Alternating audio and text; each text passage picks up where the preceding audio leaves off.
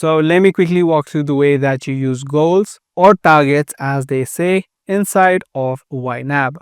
For example, if you have a monthly target of spending X amount of dollars for a particular expense, you can set your expense so that you do not exceed the amount that you've decided or set the goal to be.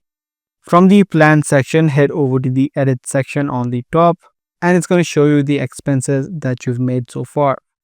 Now, in order for you to visualize the monthly targets, make sure you add in your monthly income first of all. Now, in order to use goals or targets inside of a YNAB, you'll be able to see each category, and inside of these each categories, you'll be able to see the expenses that you prior set. Now, if you don't see an expense that you have or want to set, just tap on this plus icon and you'll be able to create a new category inside of the main category that you have. In order to set targets or goals, tap on our add target, and here you will be able to add in a few options based on weekly, monthly, yearly, or a custom date that you'd like to set. So add in the goal or the amount that you like to set for this particular expense.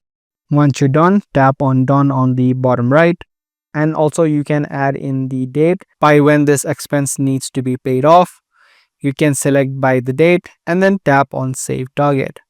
This way, as you can see, the monthly target just increased as soon as I added in my expense or a goal inside of the bills section.